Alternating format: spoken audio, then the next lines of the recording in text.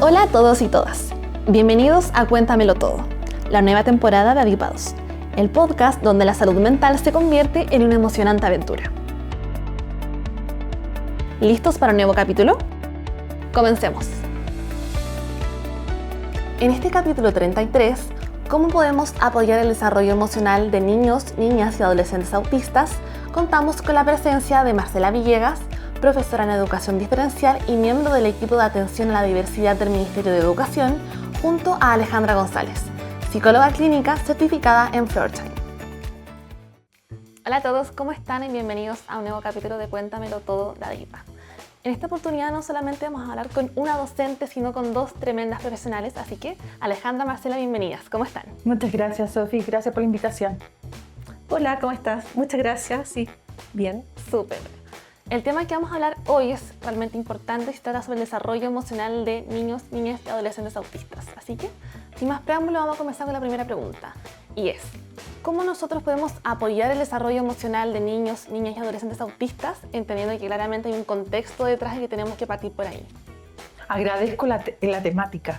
La temática del desarrollo emocional de niños, niñas y adolescentes autistas es una temática desafiante hoy día, no solamente para las personas, para los niños y las niñas, sino que también para su contexto. Familia, escuela, comunidad. Estamos tensionados por cómo ayudar. Me parece la pregunta está bien hecha. ¿Cómo ayudar? Y el primer elemento que tenemos que considerar es que las personas autistas presentan una vulnerabilidad neuropsicológica de base. Es parte de la condición ser muy vulnerable a los desafíos que te enfrentas en el entorno. Exacto. Y eso libera mucho cortisol, la hormona del estrés, y hace que se generen comportamientos socialmente incomprendidos, socialmente desajustados. Entonces, a mí me parece, y la forma en que trabajamos con Alejandra es contextual, es que el entorno comprenda primero que todo cuál es la necesidad de apoyo de ese niño, esa niña, y a partir de la comprensión de lo que ocurre en su sistema nervioso central, lo que ocurre en su desarrollo emocional y aquellos elementos que gatillan estresores y que gatillan una sensación incómoda, y que después se traduce en la conducta, es lo primero que tenemos que hacer. Primero, comprender lo que le pasa al niño y la niña adolescente autista, y posteriormente levantar apoyos contextuales, más que apostar todo al desarrollo de habilidades. ¿Vale? Sí, bueno, yo creo que es relevante la comprensión. Lo primero que nada, la comprensión para llegar a una empatía de la situación que viven las personas y los desafíos desde que se levantan, ¿cierto? Desde que van a la escuela, desde enfrentar el paso desde el colegio a la universidad. Es decir, son múltiples los desafíos a lo largo de la vida que tienen que vivir personas autistas. Y si yo no conozco la naturaleza de esos desafíos, lo que implican los desafíos sensoriales, los desafíos en cuanto a la dificultad que muchas veces presentan en desarrollar relaciones sociales armónicas, no porque no quieran, sino que porque tienen restricciones que muchas veces hay que intencionadamente trabajar para poder de alguna manera ayudarlos a ese bienestar. Pero no solo basta con que le ayudemos a desarrollar esas habilidades, no es suficiente, porque eso es poner el foco y pedirles que sean injustos con su propia naturaleza. Y ellos responden en relación a lo que son, ¿ya? A su sistema nervioso, a cómo ellos también han ido aprendiendo y han sido acompañados. Entonces es muy relevante que el contexto vaya respondiendo y se vaya ajustando de manera comprensiva. Y para eso hay que saber del tema, hay que saber, tenemos que educar, acompañar a las familias, el poder a lo mejor guiar, encontrar a esas familias profesionales que estén capacitados, formados, no para cambiar la conducta de una persona y los desafíos conductuales, sino que para poder acompañar. Para poder acompañar, poder ayudarlos, escucharlos, poder tener entornos que sean bien tratantes desde la escucha activa hacia ellos, hacia lo que necesitan, hacia lo que les pasa, y validar esa experiencia. Si no validamos la experiencia y la juzgamos desde lo neurotípico, obviamente no vamos a comprender y no vamos a poder acompañar bien. Alejandra, y hablaste de lo neurotípico. ¿Cuáles son las diferencias entre el desarrollo emocional de los NN autistas versus los neurotípicos, sus pares neurotípicos? Para los chicos neurotípicos, el desarrollo emocional se da de manera mucho más natural. A través de la imitación, a través de lo que van aprendiendo de su entorno, y esa imitación muchas veces no se da desde etapas tempranas. en niños pequeños autistas. ¿Ya? ¿Por qué? Porque es una de las características, la dificultad para vincularme, para conectarme con el otro, imitar conductas sociales. Por lo tanto, desde etapas tempranas ya tengo restricciones y dificultades que hacen de que a lo mejor yo no pueda acceder a ese mundo social. Además tengo restricciones comunicativas, que si yo tengo una restricción comunicativa en el lenguaje no puedo acceder al mundo social de otro. ¿Ya? Por lo tanto, desde el inicio uno tiene que ir comprendiendo desde cómo las emociones se van conformando a lo largo de la vida, cómo se van desarrollando, ¿cierto? Y cómo eso puede repercutir en la vida de una persona en la adultez. ¿Ya? Para un chico autista muchas veces la dificultad mayor tiene que ver con que hay expectativas que no logran alcanzar y eso va repercutiendo en su autoestima. ¿Ya? Cosa que en los chicos neurotípicos no pasa habitualmente. Obviamente todas las personas podemos tener dificultades en la adolescencia de autoestima, que es algo casi parte, ¿verdad? Porque empezamos a cuestionarnos, queremos lograr cosas y no alcanzamos, pero para ellos es mucho más difícil porque se le ponen expectativas y desafíos que nosotros como adultos esperamos, la escuela espera, y al no alcanzar esos desafíos vienen frustraciones, daño a la autoestima, y eso hace que empiecen a tener conductas evitativas y finalmente se restringen en lo social y no logran desarrollar y desplegar todas aquellas cosas y ese potencial y esos deseos que a lo mejor pueden alcanzar porque cognitivamente podrían. Marcela, ¿te gustaría agregar algo Sí, más? hay elementos que, bueno, Ale lo explica muy bien.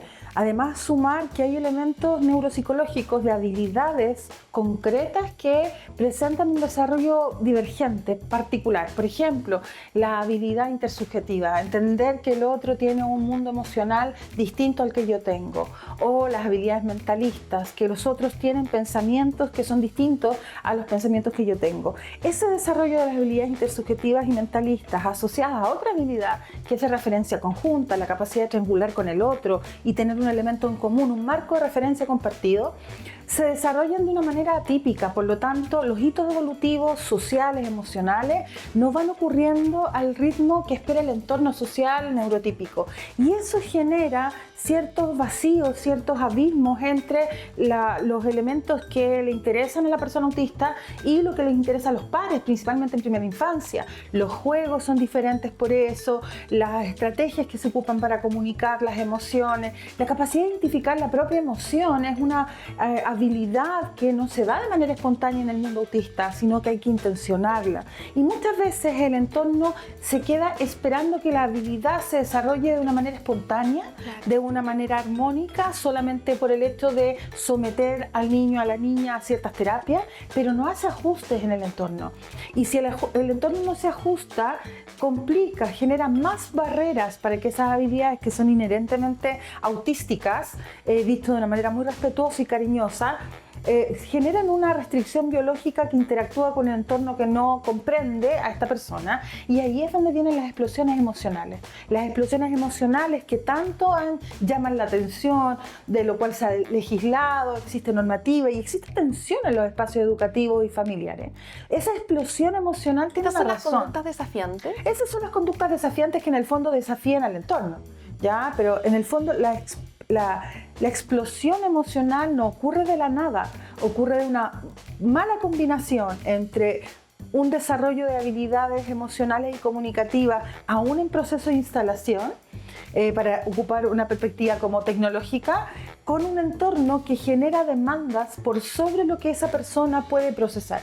Y eso genera una tensión, y en esa tensión hay una interpretación bastante maliciosa de la persona autista, ya que nosotros con Alejandra hemos trabajado por mucho tiempo para mitigarla. Hay una actitud de una interpretación maliciosa, como que la persona quisiera desbordarse, quisiera transgredir límites, quisiera presentar un comportamiento atípico, sin filtro, y la verdad es que eso tiene que ver directamente con un funcionamiento que está en tensión con un entorno que no se ajusta.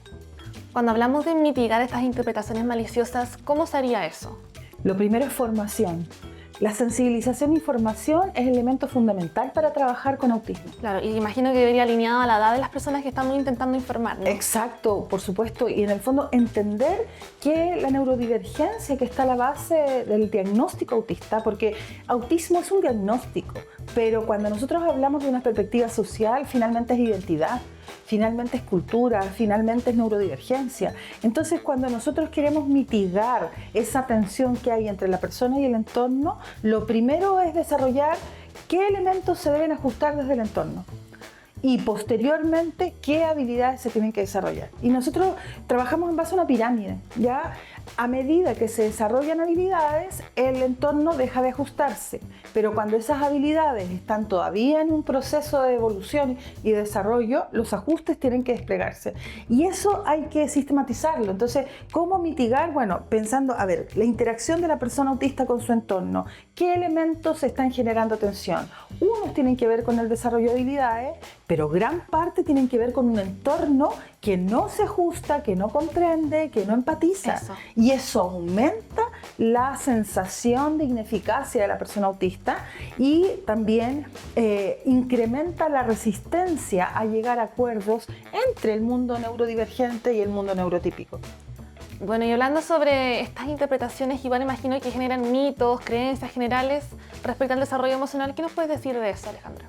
Mira, uno de los mayores mitos es que las personas autistas tienen emociones, no tienen emociones, o que tienen emociones que son distintas. Y la verdad es que el mundo emocional es uno.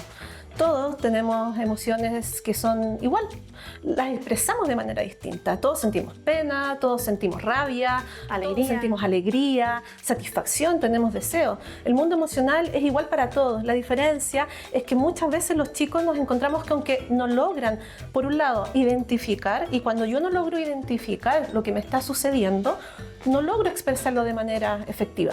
¿Ya? No es que no las tenga, y por lo tanto muchas veces nos encontramos con creencias o mitos que dicen las personas autistas son poco empáticas, y al contrario, muchas veces nos encontramos con una sobreempatía. Lo que cambia es el cómo respondan a sus propias emociones y a las de otros. Muchas veces, claro, pueden estar muy afectados con lo que les pasa al otro, con lo que les pasa a los padres, a un amigo, pero se quedan a veces sin saber cómo socialmente responder efectivamente en conducta hacia otros, o cómo poder consolar y tener respuestas sociales eficientes. Pero eso tiene que ver con las mismas características que tienen que ver con la cognición social, no tiene que ver con el mundo emocional. Entonces, claro, suelen las personas adultas o el contexto a interpretar como esta falta emocional o falta de empatía, y nos encontramos, por ejemplo, en el perfil femenino que al contrario hay una hiperempatía muchas veces, que eso también hay que abordarlo, obviamente, pero que sienten las emociones de manera intensa. ¿A qué te refieres con hiperempatía? Hiperempatía es una sobreponerte en el lugar del otro de una manera de llegar a vivenciarlo como que te pasara a ti de manera extrema. Y sufrir por el dolor ajeno. Claro, empiezas a vivenciar la emoción y lo que le está sucediendo al otro como que te sucediera a ti mismo. Y claro, y ahí hay que hacer un trabajo, porque obviamente tú no puedes apoyar al otro, a un amigo, si estás sobreempatizando y estás igual de afectado. Ya eso no te hace eficiente tampoco socialmente ni afectivamente, te vas de alguna manera contaminando con demasiados eventos que van sucediendo alrededor, y tengo que enseñar a distinguir qué es lo que es mío y qué es lo que es del otro, y cómo responder efectivamente, cómo consolar, y eso se va trabajando de la misma manera como voy trabajando otras habilidades sociales, ya de manera concreta, de manera visual, conversando, empatizando y validando también esa experiencia, porque yo no puedo decirle no puedes sobreempatizar, ¿cómo vas a sentir eso? Uno siente como siente, y efectivamente los chicos suelen sentir de manera más intensa algunas de las emociones, y por eso también su expresión puede ser a veces también más intensa. Y por otro lado, el no tener herramientas comunicativas tan efectivas, y ahí viene todo el tema, lo que decías tú, los desafíos conductuales, las desregulaciones emocionales, que efectivamente tienen una expresión un poquito más abundante, ¿cierto? Pero que son en respuesta a cosas que van pasando, no suceden porque yo soy un desregulado, sino claro, que son respuestas que son contextuales.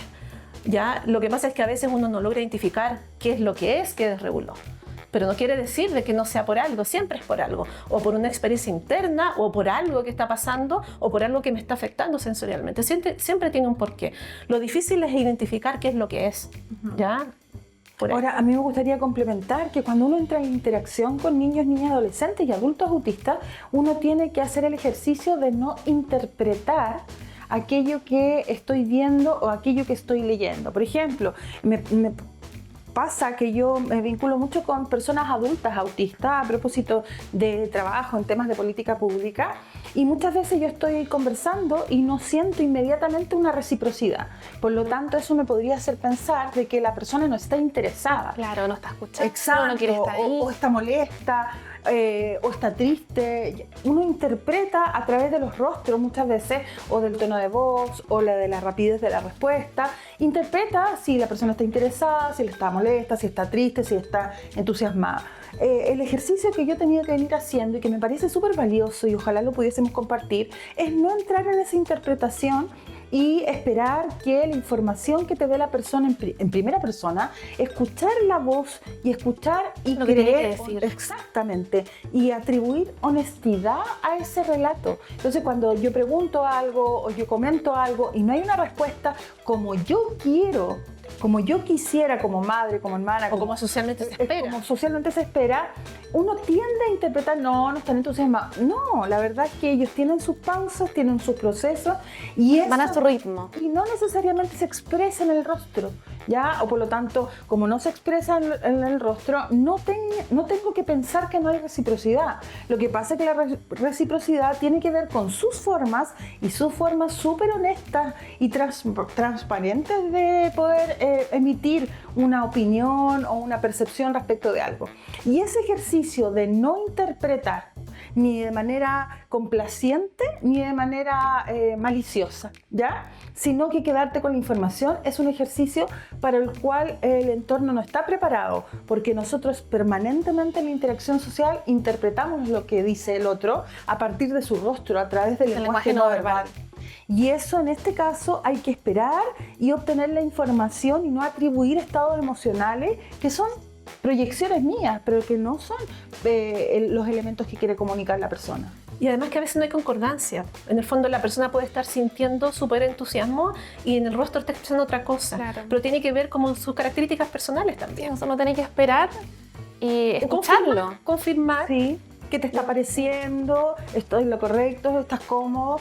Pero siempre, y eso es lo difícil del ejercicio, uno no puede estar siempre como complaciendo ni subestimando, pero porque son adultos y adultas, son niños y niñas con una emoción, con una impresión, con una primera persona súper potente, pero no atribuir estados emocionales cuando no tengo la certeza. Por lo tanto, esa interpretación, esa atribución, ese ejercicio hay que restarlo. ¿Ya? Yo espero y me baso en la información. Ahora, en mi vida personal y profesional, a mí me ha servido mucho ese ejercicio. En el fondo, interpretar implica que yo le atribuyo una emocionalidad o un marco de referencia personal. Y lo importante es conocer finalmente la información que te quiere dar la persona. ¿Ya? La información efectiva. Creo que explica para todo. Absolutamente. Bueno, Alejandra, Marcela, muchas gracias. Para cerrar este capítulo les quiero dar la palabra a cada uno de ustedes para que le digan a nuestra audiencia, le dé un mensaje, un cierre, lo que ustedes deseen.